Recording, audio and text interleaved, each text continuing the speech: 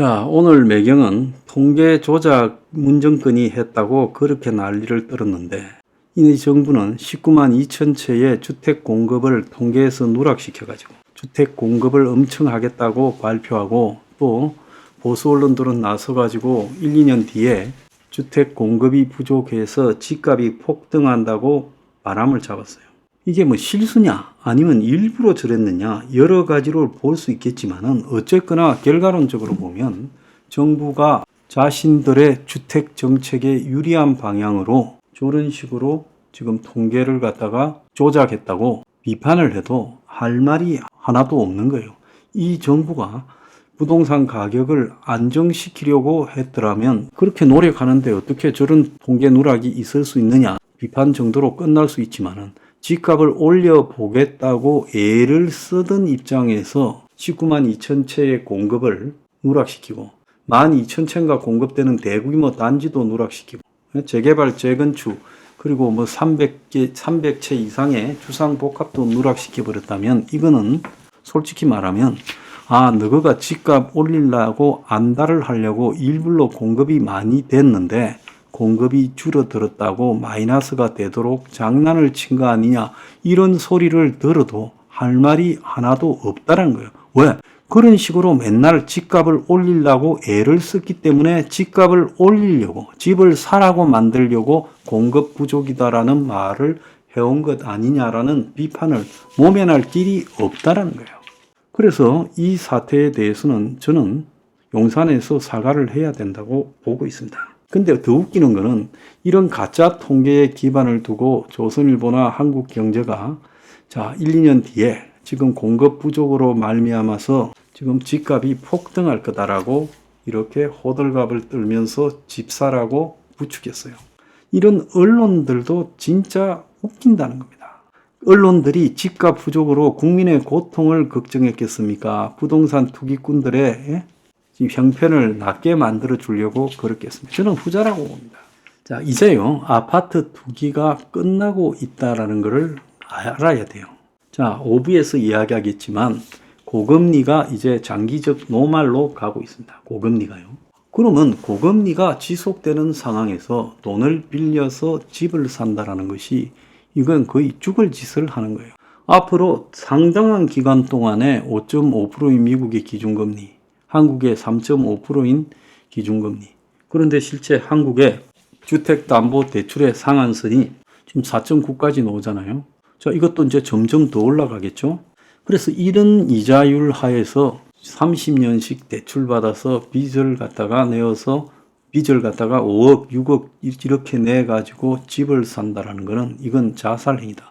근데 이제 5억, 6억 내도 집을 못 사요. 서울에서는 기본이 15억이니까.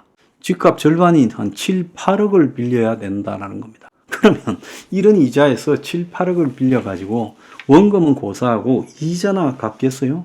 그러니까 간이 배밖에 나오지 않고는 그게 불가능한 거고, 이렇게 했을 때 몇 년간은 내가 이자를 내고 버틴다 하더라도 결국은 집값이 올라갔을 때 팔아가지고 매득 벌겠다라는 생각을 하고 그러는데, 34평짜리를 서울에서 15억 주고, 그것도 강남도 아닌 강북의 변두리에 15억을 주고 사가지고 이거를 세금 집 산다고 복비 내지요. 복비만 해도 수천만 원, 세금도 수천만 원이죠. 그렇게 해가지고 얼마에 팔아야, 그 다음에 이자가 또 엄청나게 나갈 거고, 내가 돈을 남겨 먹겠습니까?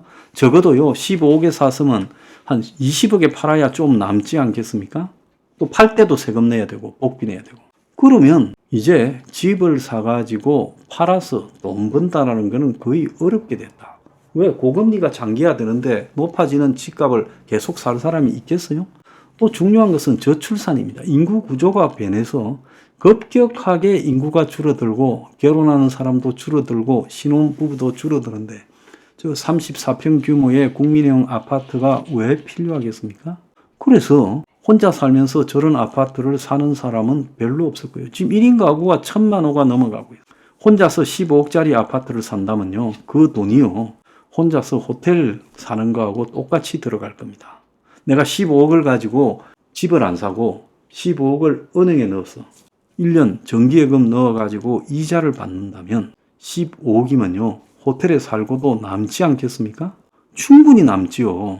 그러면 남이 청소해주고 남이 해준 밥 먹으면서 호텔 살지 왜 15억짜리 집에 삽니까?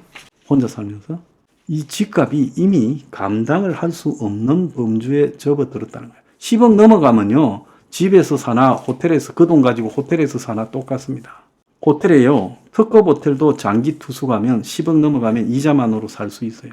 그리고 이번에 조선이나 한국경제에서 경기가 회복되면이라는 전제를 쓰면서 집값이 이제 올라갈 거다 이러는데 경기가 회복이 안 됩니다. 지금이 오늘이 내일보다 훨씬 나은 경기예요. 그래서 경기는 가면 갈수록 점점 더 나빠집니다. 지금 한국이 2000년 이후에 한 번도 내려오다가 올라간 적이 있어요? 계속 내려왔죠. 2000년 접어들 때 한국의 성장률이 4%대 성장률이었습니다. 4몇 % 이랬어요. 그런데 그 성장률이 지금 가면 갈수록 떨어져서 0%대 성장률로 떨어진 마당에 그렇지 않습니까? 모든 경제 여건이 가면 갈수록 내수도 줄어들고 수출도 줄어들고 이렇게 가고 있는 상황에서 한국의 경제 여건이 회복되면이라는 말은 그거는 그야말로 불가능한 전제를 하는 거예요. 그럼 여기서 지금 언급되어진 세 가지 전제. 지금 고리 이자가 앞으로 보편적이다. 뉴노멀이다. 그런데 집을 사냐? 인구가 줄어들어서 1인 가구가 대부분이 될 수도, 1인 가구가 절반이 넘을 것이다. 그런데 지금 아파트 가격이 올라가냐?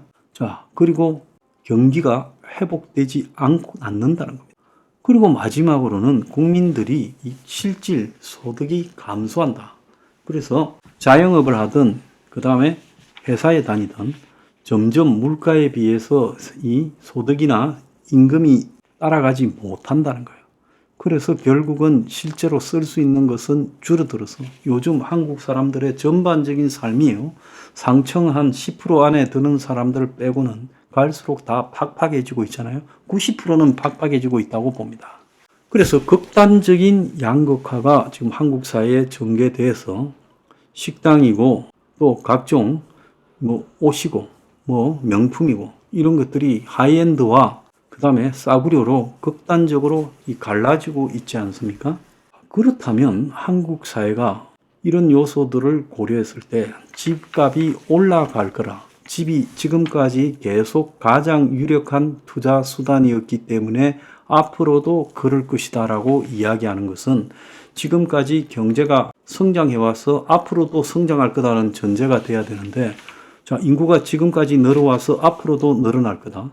또 이자는 지금 이상하게 높기 때문에 앞으로 이자가 내려갈 거다. 이런 전제가 돼야 되는데 그런 전제가 틀렸잖아요. 그러면 그런 전제가 틀렸으면 집이라는 것은 이제 사람들이 못 사게 될 거다. 그래서 집을 저렇게 왜 비싼 가격으로 사야 되느냐. 자, 그러면서 집 사기를 다 끓이는 현상이 보편화될 거라고 저는 보고 있습니다. 살 능력이 안 되는 거죠. 능력이 안 되는데 요 근래에 한 2, 3년간 2022년 이후 집을 산 사람들은 제가 봤을 때 상당수가 주택담보대출을 갚지 못하고 나자빠지게 될 거라는 거예요. 여기에 지금 경제 위기라도 닥치게 되면 집 산다고 빌린 돈은 다 못 갚게 되고 집은 경매에 넘어갈 거라는 거죠. 부동산 PF가 정부가 별짓을 다 해도 해결되지 않고 점점 위험하게 굴러가고 있는 것은 뭘 의미하는 거냐. 그걸 보면 모르겠습니까? 그래서 아파트 투기가 종말로 가고 있다는 것을 인정하고요. 거기에 걸맞게 주거 대책을 갖다가 정부가 내놓고 해야지 끝까지 이 투기 붐이 일기만을 기대하면서요. 기도하는 거는 이건 제갈량이 서풍 남풍을 불게 해가지고 전쟁에서 이기기를 바라는 거하고 그 똑같은 거 아니겠습니까? 어떻게 국가가 정책을 갖다가 비 올 때까지 기우제 지내는 식으로 합니까? 딱 보면 틀렸구나라는 걸 알아야지요. 참으로 한심하다고 볼 수밖에 없습니다.